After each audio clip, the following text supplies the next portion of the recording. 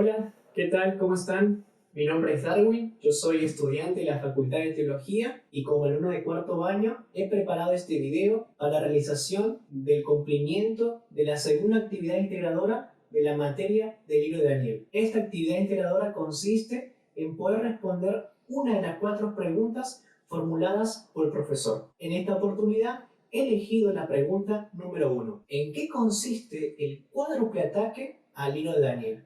Para ello es preciso tratar de definir qué quiere decir este concepto. Se dice que el cuádruple ataque al libro de Daniel es un estudio sistemático realizado por la Escuela Negativa de la Alta Crítica en relación al libro de Daniel, siendo específicamente 4 áreas las que han estado expuestas a los embates por los críticos, que a continuación vamos a desarrollar cada una de estas y a su vez vamos a poder ofrecer una defensa ante lo que los críticos exponen. En primer aspecto, los altos críticos consideran la paternidad literaria. Este aspecto muestra que los críticos simplemente rechazan la paternidad literaria de Daniel. Asumen que su libro es solamente escrito por un autor anónimo, rechazando a Daniel como el autor principal. También consideran que esta obra literaria fue escrita por varios autores durante un siglo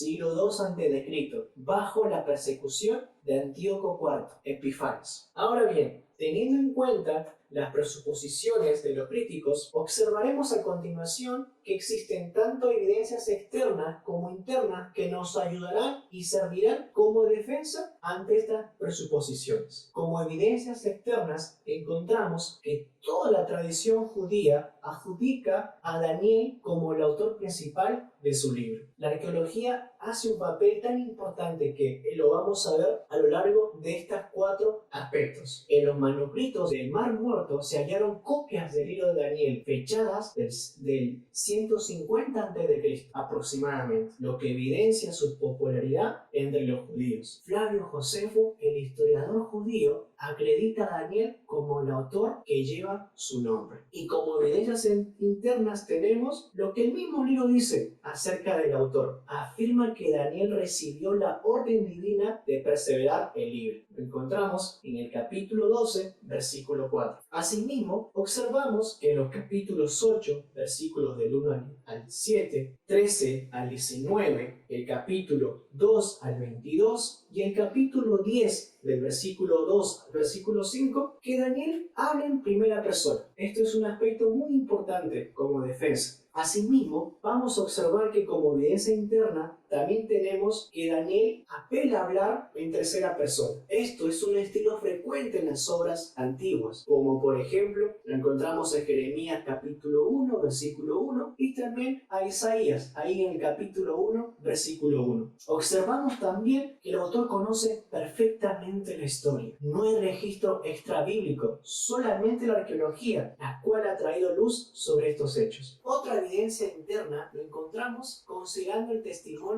de nuestro Salvador Jesucristo. En el Evangelio según San Mateo, versículo 15, lo leo. Cuando veas en el lugar santo la abominación desoladora predicha por el profeta Daniel, el que lea entienda. Observamos que Cristo mismo citó un pasaje bíblico y lo atribuyó a Daniel. Asimismo, como evidencia interna, observamos que Daniel muestra siempre su testimonio. Por último, es necesario considerar también a las palabras de Elena G. de White con referente a Daniel. Sus admirables profecías registradas en los capítulos del 7 al 12 llevan su nombre. Es claro entender que para Elena de White, Daniel es el autor que lleva el nombre de su libro. Y por último, el cumplimiento profético a lo largo de la historia escrita por Daniel nos muestra que sin lugar a dudas Daniel es el autor del libro. Ahora vayamos con la historiosidad. Los críticos alegan que el libro de Daniel contiene inexactitudes que constituyen errores violentos de la clase más grosera. Según ellos, dice que el nombre de Daniel es legendario y del mismo modo Sadrach, Mesach y Abednego son presumiblemente caracteres imaginarios de tal manera que ningún historiador moderno consideraría a las historias de Daniel como una historia real. Bien, Bien, como respuesta a lo expuesto por los críticos, es importante considerar el papel que tiene la arqueología. Los hallazgos arqueológicos del Qumran han revolucionado ciertamente los estudios sobre Daniel. Estos han proporcionado multitud de datos que han corroborado a plenitud la canonicidad de Daniel, mostrando que su lugar entre los profetas siempre ha sido legítimo. De hecho, el rol ilustrativo de la arqueología siempre ha proporcionado para la comprensión del ambiente histórico y cultural de la Biblia. Es por demás abundante en lo concerniente a Daniel y sus tiempos, a saber que a los días del imperio neobabilónico. Es por este motivo que he considerado dos puntos importantes que han aportado la arqueología. Número 1, Nabucodonosor como constructor de Babilonia. Los registros cuneiformes de esa época y los descubrimientos arqueológicos durante los últimos 100 años han confirmado que el relato de Daniel atribuye a Nabucodonosor sobre la construcción de la Gran Babilonia es 100% acertada. Así también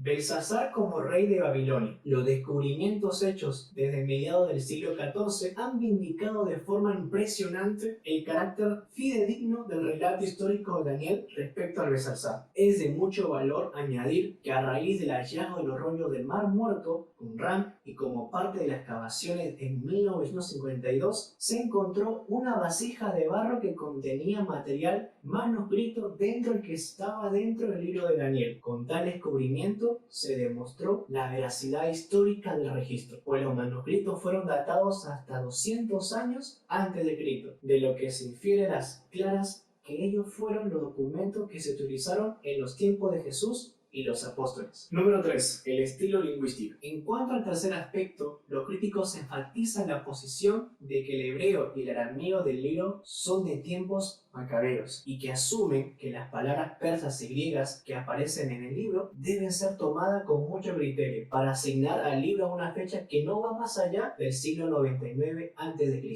Ante esto, observamos que Daniel tiene la particularidad de ser un libro bilingüe. Una parte del libro fue escrita en hebreo, mientras que la otra en arameo. La parte correspondiente al capítulo 1, versículos 1 al capítulo 2, versículo 4, fue escrita en hebreo, mientras que la parte que abarca del capítulo 2, versículo 4 al capítulo 7, versículo 28, se escribió en arameo. Y después observamos que del capítulo 9, versículo 1 al capítulo 12, versículo 13, también fue escrito en hebreo. Después vemos que los críticos consideran que el arameo de Daniel fue en el siglo II a.C., únicamente en los días de los macabeos, y no antes. Pero observamos que las distintas evidencias arqueológicas muestran una fecha de origen temprano, es decir, al siglo VII al siglo VI, en un periodo no tardío. Aspecto 4. Sus profecías. Con respecto al cuarto aspecto, los críticos rechazan totalmente las profecías, relegando al libro de Daniel a la categoría de narraciones vaticinas ex eventos, de estilo apocalíptico, puesto que ellos están convencidos de que la literatura apocalíptica no es profecía. Gustosamente asumen que Daniel pertenece a este tipo de literatura judía, siendo que los críticos que Daniel expresa que solamente puede tener un interés apenas un poco más del que de una antigüedad para nosotros. Su rechazo a las profecías del reino de Dios, tal como las profecías formuladas, es pleno y abierto. Para refutar lo expuesto anteriormente, es preciso en esta oportunidad conocer los métodos de interpretación profética: método preterista, método futurista y el método historicista. Bien, el método preterista estudia las profecías con referencia a los eventos pasados y sostiene que el libro de Daniel es una obra escrita durante el periodo de los macabeos para animar la resistencia de Antíoco Epifanes. El método futurista proyecta las profecías hacia el futuro, más allá de nuestro control, mientras que el método historicista estudia las profecías relacionadas con eventos históricos, desde el tiempo en que fue dada hasta el tiempo del fin. Como adventistas, creemos que el método historicista es el que mejor se acomoda a los principios de interpretación profética, pues es el único que respeta la institución histórica de los autores bíblicos, los cuales se basan esencialmente en el principio sola escritura, leyendo que la Biblia es su propio intérprete. Como hemos visto,